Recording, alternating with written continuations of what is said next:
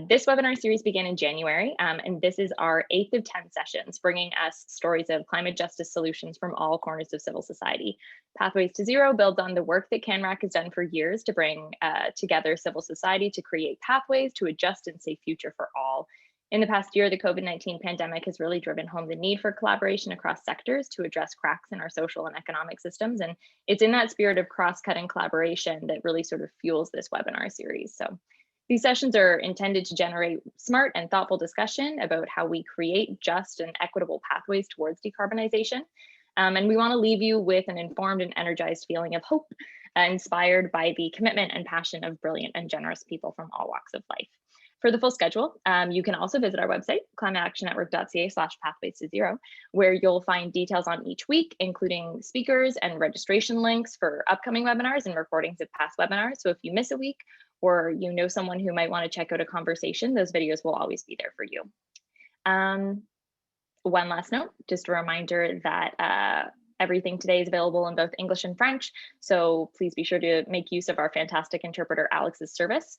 He'll be with us the whole time, doing live translation into French or English as necessary. So to turn that on, you can click the planet icon if you have it at the bottom of your Zoom window, and you should hear Alex, our translator's voice.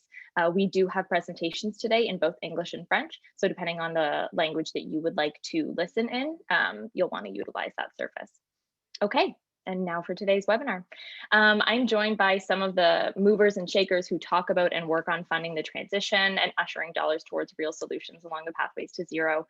Throughout our discussion, please post any questions you might have, either using the webinar's Q&A function, or if you're more comfortable with it, the chat function is just fine as well.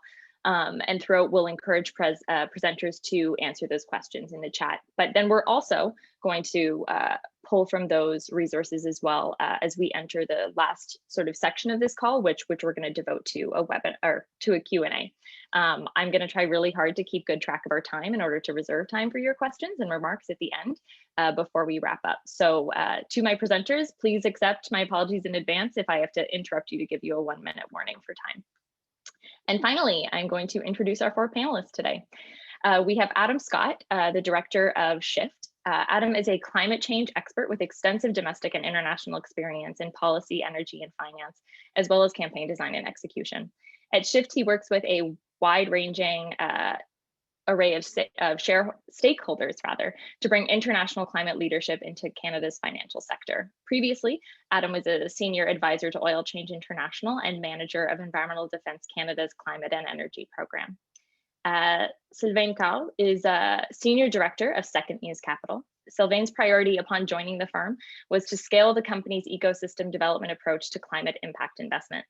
With his role, Sylvain moves to support climate impact entrepreneurs to enable them to quickly ramp up at scale. And these efforts address the gap between the idea stage and raising enough capital to bring those ideas to market to impact real change. Third is Kathy Orlando, and she is Citizens Climate International's program director, where with an exceptional team, she creates the framework to empower volunteers to build political will for evidence-based climate action in over 60 countries worldwide. She started Citizens Climate Lobby's first international chapter in September of 2010 in Sudbury, Canada, and by November of 2011 was directing CCL Canada as a full-time volunteer. Next up, we have Dominique and Pragya from Youth Climate Lab. So Dominique Souris is co-founder and executive director of Youth Climate Lab. Dominique works with a team of youth and partners to design, pilot, and scale initiatives that engage youth in developing new approaches to climate policy and entrepreneurship. While a student at Bal Silly School of International Affairs, as well as in her role as a graduate fellow at the Center for International Governance Innovation, Dominique's research explored innovation in global climate finance governance, as well as innovative financial mechanisms for refugee responsibility sharing. And Pragya Dawadi is the program manager for Youth Climate Lab. A recent graduate of a master's in economics program from York, Pragya is passionate about the innovative uses of capital, business, and data as instruments for building a better world. Prior to joining Youth Climate Lab, she supported entrepreneurs to create and launch startups with a focus on increasing social, environmental, and economic returns. Welcome to each of my speakers. Thank you so much for contributing today. And finally, time to pivot and dig into our questions. So Adam, we're going to start off with you. You come to us with years of climate policy and finance knowledge, and I would love it if you could sort of set the stage for us today as we dig into the sometimes intimidating world of finance, speaking for myself at least. As you explain your work with Shift, can you also demystify some of these concepts for us and help us understand the role that investment plays in the transition? Sure. Yeah. Thanks again for hosting this and for having me. I'm coming to you from my basement in Toronto, the traditional territory of the Mississaugas of the Credit, the Anishinaabeg, the Chippewa, and the Haudenosaunee, and the Wendat. So just wanted to say that quickly. Yeah, and I've got my COVID hair, and I'm in the basement, so I'm going to speak very informally as best I can. But yeah, as somebody who's followed climate change at the international level for a long time, as many of you have as well, I'm sure. Um, we're finally in a place where we have a global framework for addressing the climate crisis through the Paris Agreement.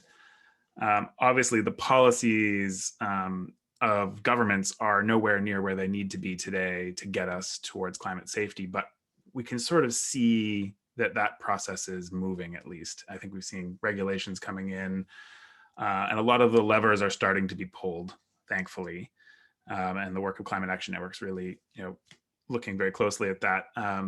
So I can point to all sorts of different levers being pulled in the policy side, but it's not often understood that in reality, a lot of the decisions that shape our world are actually not made by governments.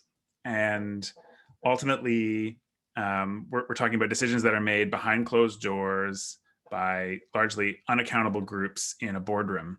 And I'm talking about finance decisions primarily. So finance is a blanket term. It covers investment, lending, insurance, in some cases, internal investment decisions of companies. And in many ways, it shapes the world that we live in as much as policy might. And for a long time in the climate world, it was sort of, people talked about it, but it was not the focus of attention and action. And in recent years, we've really seen a change globally amongst the climate movement towards understanding just how critical shifting finance is for actually achieving the goals of the Paris Agreement and achieving climate safety. So finance is absolutely a critical piece of this puzzle. And we had to think really carefully about how we're going to have influence over the decisions made in finance as well as those from government. So that's just sort of the high level framing. It's actually written in the Paris Agreement that we need to shift financial flows.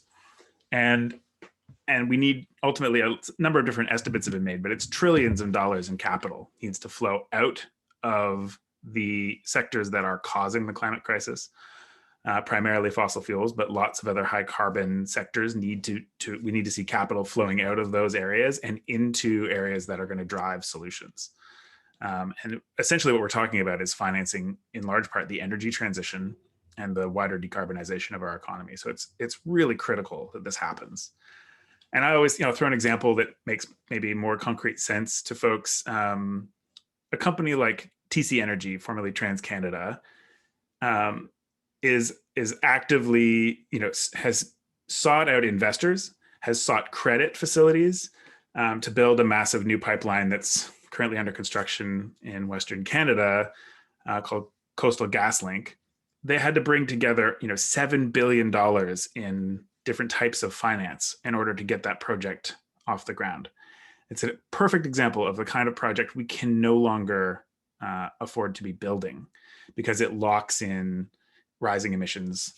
It violates Indigenous rights. It's a serious problem we have when you build a project like this. And that's an example of all of those forces of finance behind the scenes shaping that company trying to lock in emissions growth like that.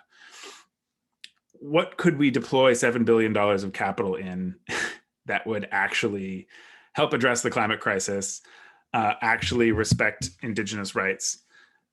What could we be directing that capital towards that would actually generate profit in the future in a sustainable way? So that's that sort of thinking. These decisions are made every day, and we need to be looking for ways we can have influence over them. So, and I will say as well, governments are a major force as well in the shaping of finance, and they often are sort of a first level of finance, so they'll actually take on high risks, which paves the way for private finance. So governments are not left out of this part of the conversation. I'll pivot to say at Shift, we are a small charitably funded project directed at trying to shift the largest pools of capital in Canada towards making this transition. And we are focusing on Canada's largest public pension plan. So the 10 largest funds in Canada, which invest workers' retirement savings, hard-earned workers' retirement savings, the total of those 10 largest funds is almost $1.8 trillion. The investment decisions are being made at those funds on a daily basis about where to invest. And those decisions will impact our climate and the world that those workers will actually retire into, or young workers going into the system. And those decisions will influence their ability to pay out pensions in the long term as well. So we work with groups of ordinary Canadians who are members of these pension plans to engage their pension funds directly. And that's having a lot of impact. The pension funds are having to respond to their own stakeholders, demanding that they shift their finance. But it's just one example of the ways that Canadians have a lot of influence over the finance sector in ways that they had maybe not considered before. So if you're banking at a retail bank in Canada, Canada's big five banks are some of the largest financiers of fossil fuels in the world, consistently rank extremely high on the global list of lending and investment into fossil fuels. You can actually have influence by talking to your bank about this. If you're a member of a pension plan, and all Canadians are members of at least one, if you're in, outside of Quebec, you're in Canada Pension Plan. If you're within Quebec, you're in the Quebec Pension Plan automatically if you're a working adult. And there are numerous other ways you can have influence over where finance gets moved. If it's your own retirement savings you're investing, if you're part of another group, we're seeing universities, anywhere where there's a large pool of capital, we're seeing public pressure to shift where it's being invested. So that's sort of a big picture overview of lots to unpack there. But yeah, I can sort of bring it back to my own organization. Is if you're interested in trying to look at the pension part of the equation, you can go to shiftyourpension.ca. That's a website we've set up where you can actually send a letter directly to your pension fund asking them questions about their investments around climate change. And there's lots more to discuss there. So I'll leave it there. That's awesome. Thank you so much, Adam, and thank you for keeping things succinct. It means that we'll actually have time for questions at the end. So actually on that note, a reminder to people who are tuning in, put your questions for our speakers either in the Q&A function or in the chat box, and we will pull from that later on in the webinar to sort of continue this conversation and keep things rolling. So drop those there. We are going to move on now to our second speaker, who I introduced earlier today, Sylvain Carl. Sylvain, you are our only panelist joining from the innovative world of venture capital. So I'm really curious to see how you and others in your sector are approaching questions of investment in order to ensure we transition to a net zero future in a way that doesn't just ensure strong financial returns, but also in fact does so at the scale and the speed we require if we're going to weather the storm of climate change. So I will pass things over to you. Really curious to hear what you have to say for us today. Merci Lauren. Oui, en effet, c'est une bonne question. Je vais commencer par mentionner que je vous parle du quartier Rosemont à Montréal, au Québec, et que je suis sur les terres non cédées des Mohawks, l'île de Montréal qui a longtemps servi et qui continue de servir de lieu de rassemblement et d'échange entre les nations. Oui, pour faire suite à ce qu'Adam mentionnait précédemment, je pense qu'il faut faire la distinction entre la finance et l'investissement. Dans la finance, il y a plusieurs fonctions, il y a plusieurs choses qu'on regroupe sous le parapluie de la finance. L'investissement, c'est vraiment, il y a l'investissement comme dans les compagnies publiques, par exemple, investir à la bourse, par exemple, acheter des actions de compagnies publiques.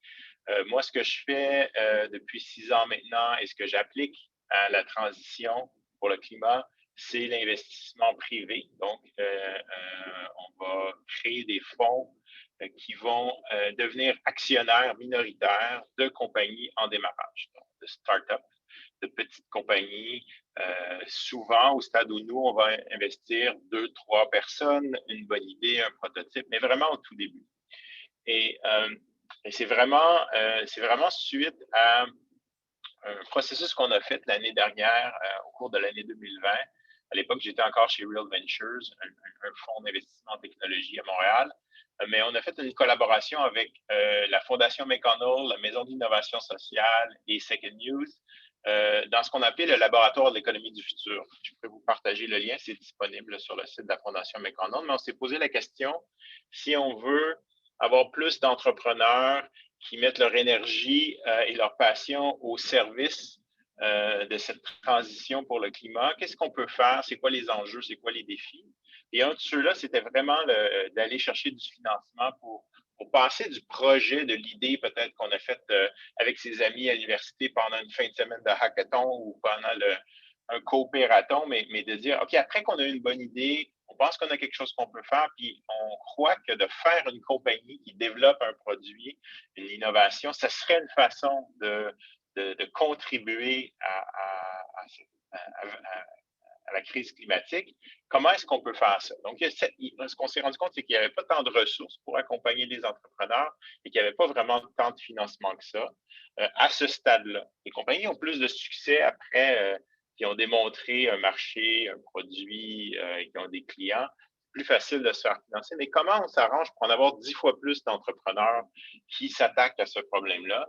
Et c'est vraiment une des conclusions, c'est-à-dire, ben, ça prendrait un nouveau fonds d'investissement. Et si on s'est dit, ben, on va le créer, on va créer un nouveau fonds d'investissement qu'on appelle le fonds Clio, qui est Clio pour climat, innovation et opportunité. Et on est en train de le mettre en place pour pouvoir investir dans ces projets-là.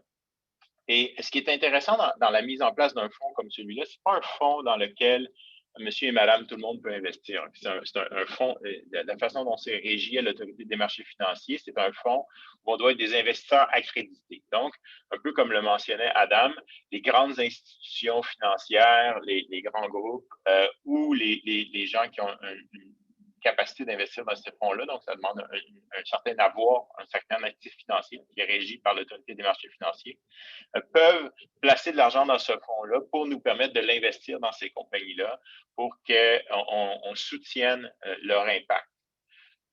L'enjeu qu'on a, pourquoi c'est difficile à faire encore aujourd'hui, puis il n'y a pas tant de monde qui fait ça, c'est que quand on est une petite compagnie au début de projet, ben, c'est une promesse d'impact qu'on fait. On n'a pas encore réalisé un grand impact. Et donc, un des enjeux, c'est de dire, est-ce qu'on est capable d'évaluer le potentiel de cette petite compagnie qui commence à sa contribution, par exemple, à la réduction des gaz à effet de serre, d'émissions de gaz à effet de serre, si tout va bien et si elle se développe dans les prochaines années. Donc, ça, c'est un des enjeux qui est difficile, mais on pense que c'est possible de faire, puis on veut travailler avec les autres fonds d'investissement au Canada pour faire ça, et partout en Amérique du Nord. Parce que l'autre élément qui a changé beaucoup, c'est que dans les 10 dernières années, le domaine de la finance en général considérait le climat comme un risque. Donc, que ce soit dans les standards de rapport annuel, ce qu'on appelle le ESG, Environmental Social Governance, le E, qui est l'environnement, c'était beaucoup plus de dire quels sont les risques que nous avons évités ou quelle est notre utilisation d'énergie. Et là, ce qu'on a commencé à voir dans les dernières années, c'est qu'on passe de la gestion du risque, donc éviter les risques, pour ne pas se mettre dans le trouble, ce qui n'a pas marché très, très bien, soit dit en passant, là, à l'opportunité, à l'impact. OK, qu'est-ce qu'on pourrait faire de positif pour réduire les émissions ou éviter certaines émissions de gaz à effet de serre, ou si on n'est pas capable de les réduire puis de les diminuer assez ou de les éviter, l'autre moitié de la solution qui est de capturer du carbone dans l'atmosphère et d'en faire la séquestration. Donc, tout ce secteur-là est en très, très grande évolution. Et c'est ça qu'on veut accompagner et financer. Parce que ce qu'on pense, c'est que ça prend des milliers de projets au Canada et partout dans le monde, au Québec. Ça prend pas juste 3-4, on va pas juste essayer 3-4 affaires. Là. Il faut essayer des centaines, des milliers d'approches. Et de celles-là, les meilleures pourront être soutenues et on pourra les accompagner pour qu'on ait l'impact le plus important. Puis, pour faire ça, je termine avec 2 points. Il faut s'appuyer sur les réseaux existants. Donc, il y a déjà des réseaux existants d'incubateurs, d'accélérateurs qui soutiennent les entrepreneurs partout au Canada. Généralement, ça, c'est assez local, donc c'est basé autour des différentes villes. Et les efforts aussi de réduction d'émissions sont souvent aussi très locaux. C'est souvent par les municipalités. On a la chance au Canada d'avoir un réseau qui s'appelle LC3, le Low Carbon Cities Canada. Et le réseau LC3 qui soutient la création de fonds aussi. Donc, il y a le Toronto Atmospheric Fund. On a maintenant le Fonds climat du Grand Montréal. On va avoir bientôt l'équivalent à Vancouver. Donc, ça, c'est toute une série de fonds. Celui de Montréal, je pense que c'est 32 millions, pour vous donner un exemple, qui ont pour mission investir dans les projets, dans la décarbonation de la société et de l'économie, l'économie sobre en carbone. Ça, c'est une super bonne nouvelle. On a un réseau qui est organisé, on commence à avoir des institutions de recherche aussi autour de ça. Et là, on est en train de développer toute la couche d'accompagnement des entrepreneurs. Pour terminer, ce que je dirais, c'est que on ne part pas d'une bonne position au Canada. Là, je résume ça, là, je pense que la plupart de nos auditeurs, nos auditrices le savent ça, mais per capita, on est un des pays les plus polluants et qui a le plus d'émissions. Donc, on n'a pas une position enviable. Mais la contrepartie de ça, c'est que les recherches aussi nous montrent qu'on est une des nations où la recherche et l'innovation est très, très élevée en proportion là, de notre population. Et c'est vraiment là le défi. Comment est-ce qu'on prend une mauvaise note qu'on a en termes de pollueurs et de nos émissions, mais qu'on a une chance peut-être de se rattraper de par notre capacité, de par l'éducation, de par le type de société qu'on a, à mettre en place des solutions qui pourraient nous aider. C'est ça le défi des prochaines années. Et vous le savez très bien, la plupart des plans de décarbonation se font sur un horizon de 2030, 2040, 2050. Mais on est en retard, puis jusqu'à date, les progrès ne nous montrent pas qu'on va atteindre les cibles qu'on s'était données là, selon le GIEC, le IPCC. Donc, il faut aller plus vite que moins vite. Et donc, il faut se donner plus d'élan. Et c'est ça qu'il faut financer, j'espère. That's oui, awesome. merci. Thank you. Je parle trop vite pour la traduction. No, that's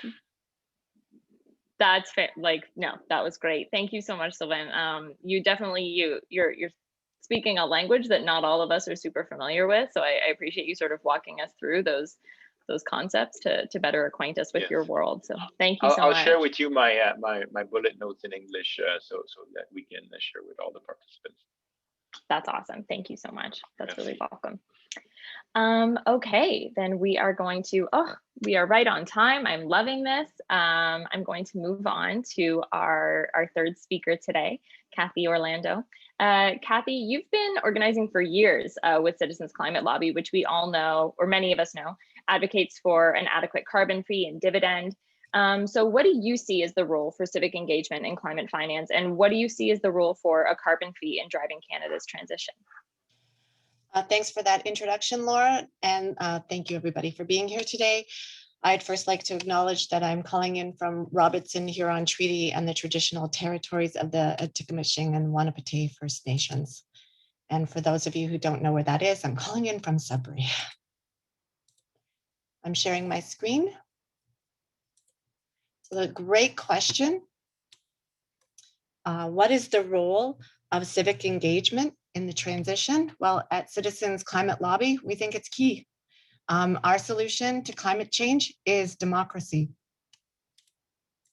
Since September 2010, these citizens here across Canada in about 120 constituencies or ridings have lobbied their parliamentarians over 1,200 times and have had over 3,000 letters to the editor published.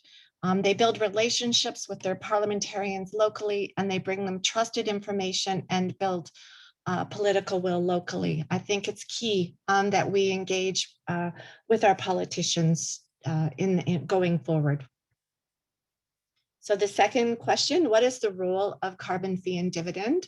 So for those of you who don't know what carbon fee and dividend is, we put a fee on carbon pollution at the source, give the money back to the people, and include border carbon adjustments eventually. A small country like Canada can't put them on right away. So this encourages other countries to price carbon pollution and also protect our local industries that are heavy emitters. By putting an incrementally rising price on carbon pollution, this will send the market signal that will allow investors and venture capitalists to know when on a timeline fossil fuel energy will be more expensive than clean energy, and this allows them to predict and invest appropriately. By giving the money back to the people, this will transition the economy without burdening the taxpayer. And I'm going to show you some information that is quite compelling. When I first started doing this work, well, maybe about 4 years into it, somebody said, well, how are you going to pay for the transition? And I said, well, there's money out there, so I will show you where some of that money is. In the meantime, giving the money back to the people is really important for building political will. And I'll show that. So pre-COVID, nearly half of Canadians were $200 or less away from bankruptcy. So one little economic shock and they're in big trouble, and COVID totally revealed that. This is real data from October 2019. June 2020, the Parliamentary Budget Office published this information about wealth distribution in Canada. It's extremely telling, and if you don't know it, I encourage you to go look at it. But the top 1% of earners in Canada own 25% of the wealth of Canada, whereas the bottom 40% own just about 1.2%. So we have a little bit of an income inequality issue happening in Canada. And when you're designing a tax policy, you should keep that in mind, because the rich, the top 10% of earners, tend to consume a lot more carbon than the average. And then the people who are in the bottom 50% and bottom 40% of earners actually consume a lot less. And what this translates into is money coming back to the people in the provinces where there is carbon fee and dividend. So basically what we've been advocating for the past decade is carbon fee and dividend. And so this is giving money back to the people, reducing income inequality. Well, at the same time, it's going to, because of that market signal, is going to spur investment in clean technology. And if we had a full carbon pricing scenario with border carbon adjustments, which we currently do not have, Parliamentary Budget Office data, as well as this clean prosperity data, says we'll really blow past our Paris Agreement target. And sorry for such a busy slide, but I'm encouraging you all to go dig for this data yourself. So how are we going to pay for that transition? And we say tax reform. And when's the last time Canada had a tax overhaul? I don't know if you saw my COVID hair, but it's very gray. And I was born in the 60s, and the last time we had a tax overhaul was around the time I was born. So it's been over 50 years. So perhaps it's time. And it's good to note that it's not just Citizens Climate Lobby that's looking at tax reform. We just pass on the information to our parliamentarians. We don't in any way claim to be experts, but the Chartered Professional Accountants of Canada pre-COVID recommendations has this really detailed ideas about what transitioning to a low carbon economy will look like. So businesses know what's coming, so they know how to prepare. We need a digital tax that'll bring money. We need to get tough on money laundering. That will bring billions of dollars. Go do your research. It's actually really embarrassing how bad Canada is with regards to money laundering. I don't have enough time to go into that. And also investing in workplaces, in creating the jobs of tomorrow. And that was pre-COVID, but they released their COVID recommendations. And then even though they recognize that COVID is a serious issue, it dwarfs all others present, especially the climate. So they are still urging the government to focus on climate and building a climate smart economy. And excitingly, this call for tax reform is 81% of Canadians are in favor of it. So we have political will on our side. So putting a price on carbon pollution, giving the money back to the people so they don't have a tax revolt like like the Yellow Vests did in France, the Gilets jaunes, a couple years ago, when they saw that they were paying for diesel in the rural areas, paying a much higher price. This helps build political will, helps the public stay confident that the government's not just taking the money, and then we can find money elsewhere, and that could help pay for all the things that we need going forward. And lastly, just to leave you with another positive and hopeful note, today is the 1-year anniversary of COVID. And I just found out an hour ago, my whole community is going into lockdown, and my daughter's school was, the epicenter for our South End's COVID outbreak right now. But regardless of that, even though we're in this terrible state of like being stressed out from COVID, Canadians, as we're going through this, are wanting more and more for Canada to use this time for a just transition. So I thank you for that. I'm really fast, and I'm really looking forward to questions and listening to the other presenters. Thank you so much, Lauren. Thanks so much, Kathy. I appreciate that. That was fascinating. Always so good to hear about the great work that's happening with CCL. Okay, all right, we are going to move on, and we're going to hear from Dominique and Pragya. You're here to talk with us today about bringing intersectionality into the world of finance, a space that's otherwise dominated by white supremacy and the mega rich, and included in the work of your advocacy included in this work is advocating for young people and ensuring they aren't forgotten when we discuss issues like fair compensation along the pathway to zero. Really curious to hear about how you turn these ambitions and really worthy and important dreams into reality. So I will cede the floor to you. Thanks for the intro, Lauren. I'm just, as Dom shares the slides. Perfect. Thank you for hosting us today for the Financing Transition session. It's been awesome to hear all the other speakers as well. My name is Pragya, and I'm a program manager at Youth Climate Lab. I'm calling from the traditional territories of many nations, including Mississaugas of the Credit, Anishinaabeg and Chippewa, the Haudenosaunee and Wendat peoples, also known as Toronto. As you mentioned, I'm also joined by Dominique, who is the co-founder and executive director at YCL. Youth Climate Lab is a youth for youth global organization focused on transformative climate action. We design, pilot, and scale projects to enable young people to build the just and climate resilient futures they deserve. Since we started in May 2017, we've worked with more than 40 partners around the globe to design and pilot projects that have reached thousands of young people in over 77 countries. I'm going to pass it on to Dom to explain a little bit more about why we're here and what we're talking to you about today. Oui, salut, bonjour. Je vous appelle aujourd'hui du territoire non cédé du peuple Algonquin-Anishinaabe. Thanks for having us today.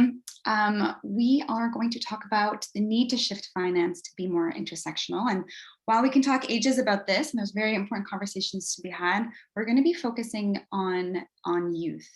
And in doing that, we'll share a little bit about our work in this space and why this is a moment to really shift financing. So a little bit about us. We are set up as a lab to test out different ideas around supporting young people in their fight against climate change. And we do that by focusing on key barriers relating to access to skills building opportunities, spaces to influence climate policy, and also to access financing.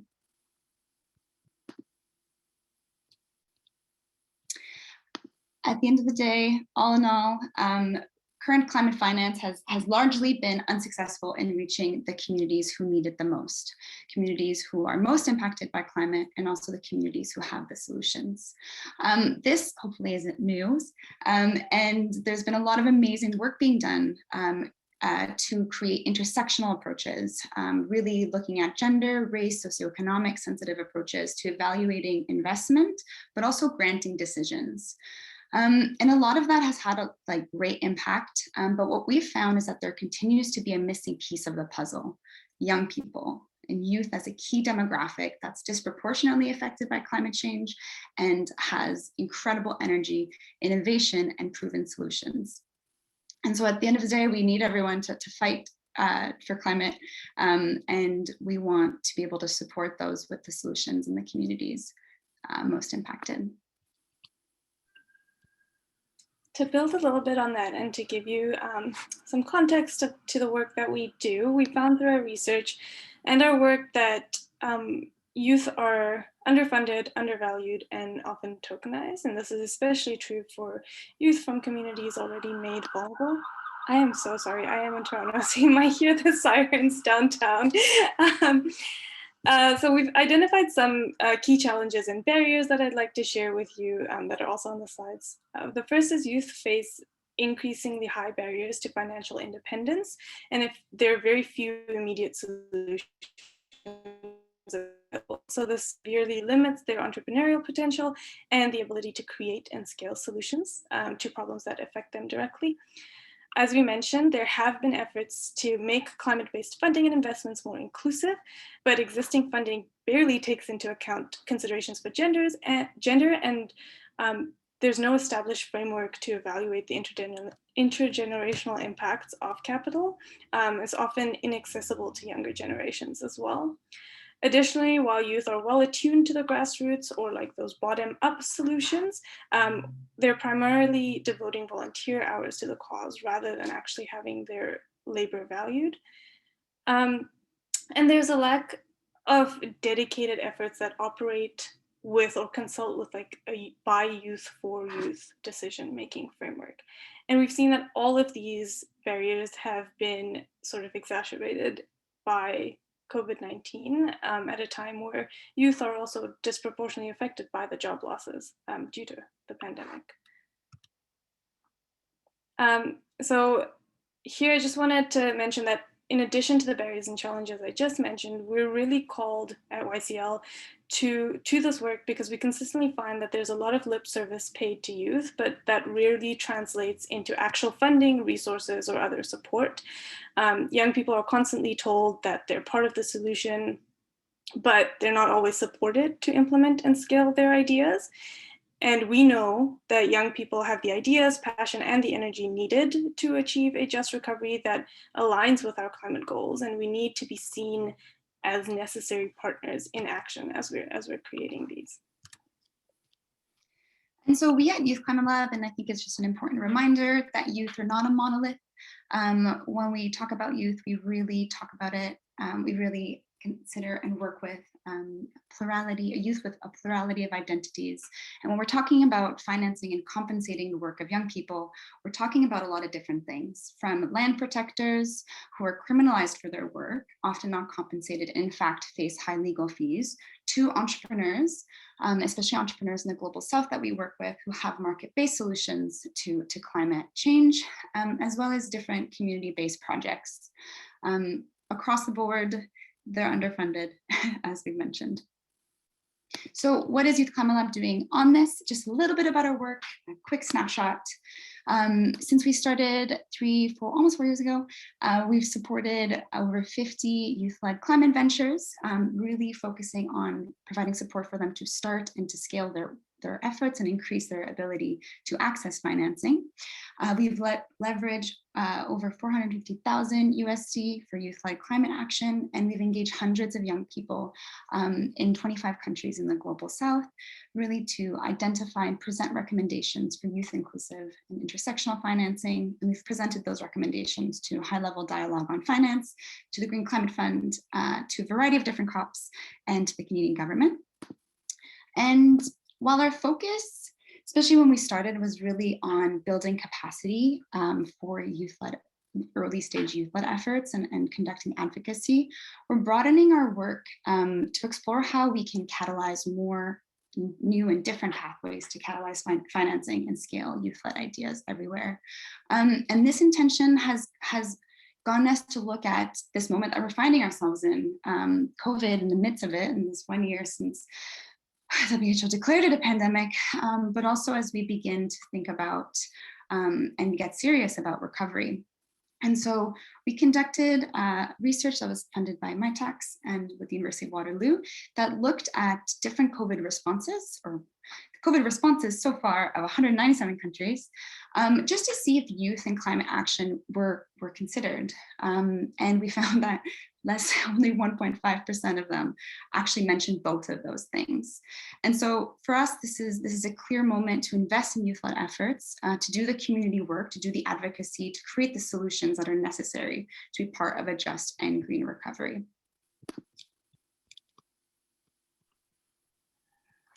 Yeah, and with all of that work at YCL, we always say we can't do things alone, and neither do we want to. We will continue to advocate for the intersectional and youth-focused financing and challenge how we prioritize and work with young people, and how institutions, organizations, funders do that work with young people.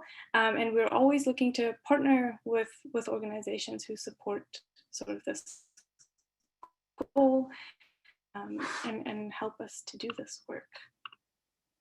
So thank you for your time. I think we also wrapped it up pretty quickly. Look forward to answering any questions and eager to stay in touch with everyone on the call. That's fantastic. Thank you so much. Oh boy, thank you so much to all of our presentations. Concepts surrounding finance can feel really intimidating, kind of foreign, at least to me. And you all took the fear out of these topics and really brought them down to the ground level. So whether that's like harnessing the practical issues of routing government dollars and engaging with funders, or making sure that marginalized voices aren't excluded from the conversation. Thank you, everybody, for taking the time today. Given what we covered so far, I'm going to maybe selfishly start off our Q&A with a question of my own that in my mind is maybe especially great for Adam and Sylvain, but would invite anybody to comment, and we'll open the floor up to all for all five of our speakers. So I hope this doesn't betray my politics at all, but if the priority of a given company is always going to be share value, or is always going to be share value and fiscal responsibility to its shareholders, how do we take on the financial world and use investment tools to drive transition in a meaningful way while we are forced to sort of work within the confines of the neoliberal market paradigm? That might be kind of a loaded question, but yeah, like I said, I'll open up the floor to anybody who might want to respond. Yeah, I mean, if you don't mind me jumping in first on that quickly, I think it raises a much broader sort of conversation than we could probably have in this short period of time on this call about sort of the wider challenges of our system. But to speak within sort of the confines of what we can do about those sorts of things, there are a lot of tools available related to finance that can help influence the decision making of companies. So, you know, we're often talking about divestment or engagement as sort of the rough framework that this is often brought up in. So, you know, when we deal with large asset owners like a pension fund, they'll say, we don't believe in divestment. We believe only in engaging the companies that we hold. And by owning them and then engaging with them, we can get them to change their behavior to be responsible. And in practice, that's true in some cases. There's absolutely lots of cases where the asset owner can direct the company and say, this is our expectation of you. This is how we'd like you to change your business model. But in many cases, that's not practically possible. And so both those tools are valid and should be used at different times. And a good example, you know, I like to point to is companies where their business model is predicated on causing damage to the climate, and there's no way to revise the way that they operate. And trying to think of a really concrete example that's clear here, but you know, Canada Pension Plan owns a company called Crestone Peak Resources in Colorado. Almost entirely owns the company, and it's a fracking company. It has been fracking right next to vulnerable communities and caused a lot of harm and concern in the communities that it's been operating in. And there's no way for that company to cease to be harmful pursuing its primary business purpose. And furthermore, the company is operating with the intention of trying to grow its business. So when local groups, there was democratic effort to ban fracking in a number of different communities in Colorado, the company actually actively fought those policies, donated to political campaigns to overturn them, and basically does everything in its power to stop climate action. And that we see that all over the place. Companies, particularly fossil fuel companies, looking to preserve their market share. It's part of the DNA of those companies to do that.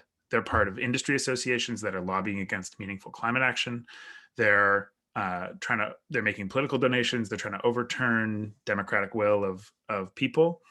And so that's why I wanted to sort of frame that as there are many cases where simply not owning the asset is the best way to go, or not providing finance. And so we see the options on the table are to say, we're going to screen out for fossil fuel companies. We're not going to finance them at all through our lending or an investment, or if we already own them, we're going to phase out our ownership. That's sort of a really raging and active debate. And I'll stop talking now. I'm talking too much.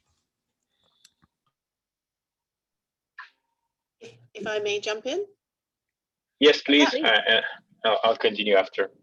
Okay, yeah, it is. I think this goes back to democracy being like the solution to the climate crisis.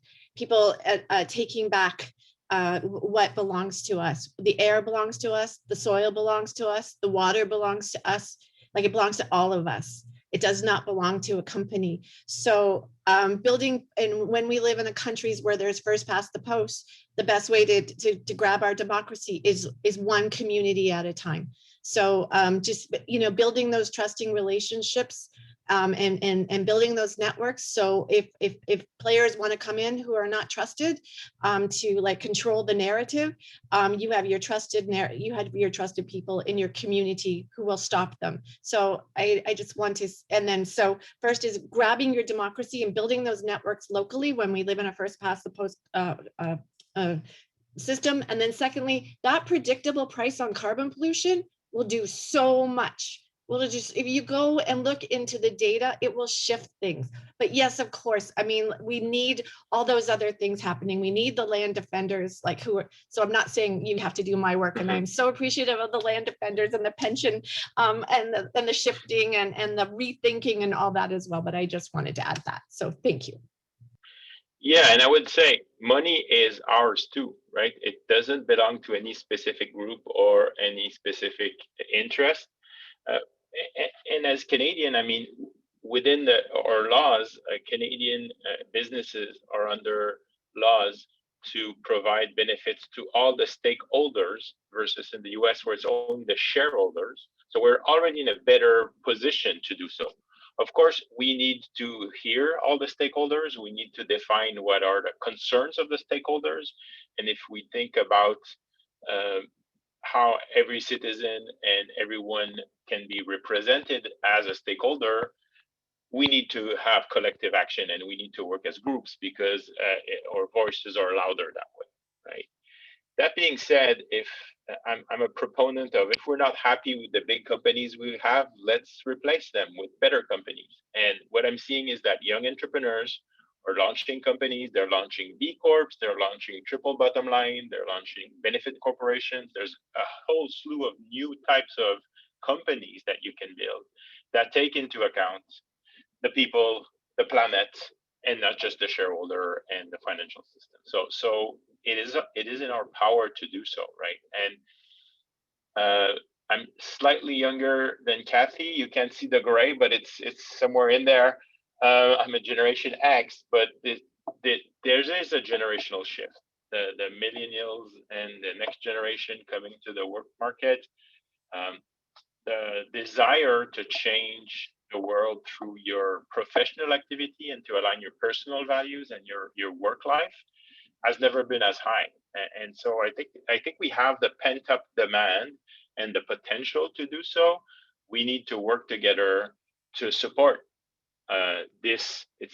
We talk about the climate transition, the energy transition, but there's a business transition that needs to happen too. I'll leave it at that for now. Maybe to build on that, I love that energy. Yes. I just wanted to mention, and you would have seen this in the link that I sent to our toolbox, but we also just recently released a youth infiltration manual focused on local government. But one of the questions and ideas that we've been thinking about is how do we kind of help that generational shift and that momentum by creating tools that help demystify these processes and systems. And so what does a youth infiltration manual look like for climate financing or for these complex topics? Anyway, we don't really have that, but if you want to work on it together, we would love to. So thanks for that shameless plug. No, shameless plugs are always a good thing.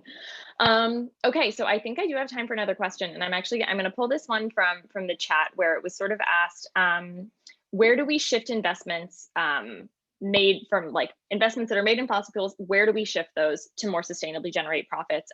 Because there's this idea that we need to divest and then we need to invest, but a lot of the times clean techs and the IPOs just sort of aren't there when it comes to scale. And those parallel energy investments aren't necessarily widely available. So posing the question to the group, where do we reinvest those dollars?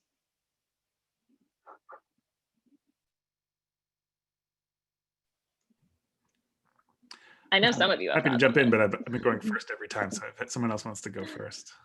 All good, Adam. Sure. Okay. Well, I can quickly jump in there and others can follow.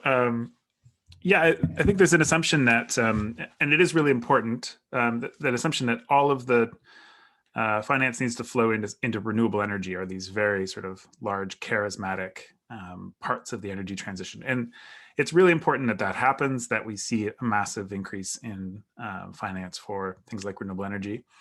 But I will say that we're now in a position where there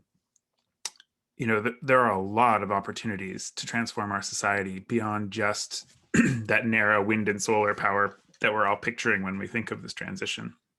And a lot of those areas for finance can be very sustainably growing, can provide other benefits besides just energy transition around climate. They can help address other inequalities and problems in society that we face. So I'll throw out some examples. I think we have a housing crisis across Canada in many communities, lack of affordable housing, and pairing that with the incredible inefficiency of our housing stock is an area that's ripe for major investment as we build back better, or any of that sort of framing. So you can invest in deep energy retrofits and affordable housing and zero carbon buildings that offer that. That's one area where you could throw that kind of investment. Another area is the electrification of transportation. And I'm thinking in particular about investments, and some of this investment will come from government, not just private finance, for public transit and those other areas, but electrified. I can go on and on about these different areas. Sustainable agriculture is a huge area that's very complex, but absolutely critical to addressing the climate crisis. Huge growth potential and many other additional benefits for our society if we do that. So you just need to think very broadly. All areas of our society need investment when it comes to the transition. It's not just energy. And there's a huge amount of opportunity out there. So the growth potential is massive.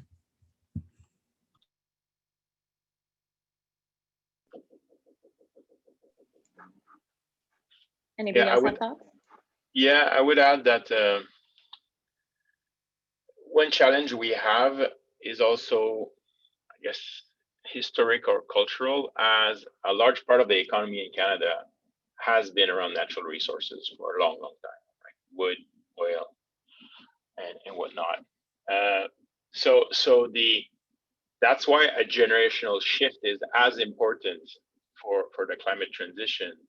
And somewhere in between, we had like the digital transition. And what we're seeing now is that, for example, in Montreal, the digital sector of the economy is it's the biggest sector. It's the one that's growing the fastest, bringing the more revenues, creating the more jobs.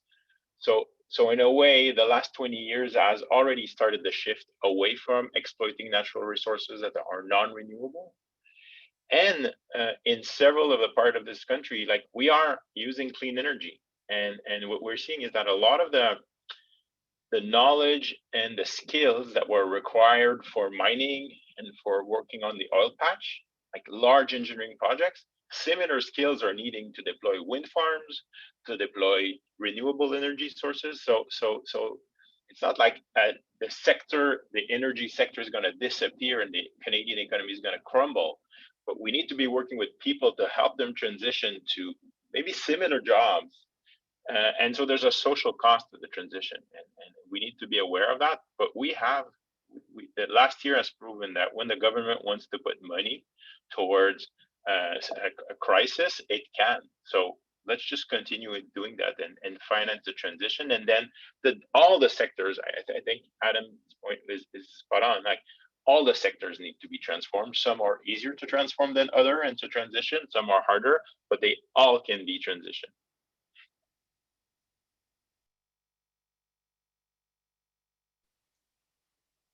Any final comments from our other panelists before we wrap up today? No? Okay, awesome. Well, we are basically right at time. I have less than a minute left. So one last round of applause for all of our speakers today. Thank you so much. I personally learned so much. I'm sure all of our attendees did as well. Final note before we depart, I've dropped in the chat below links for our full schedule for the rest of the webinar series, past videos, and a registration link for next week's webinar. But thank you all so much for joining us today.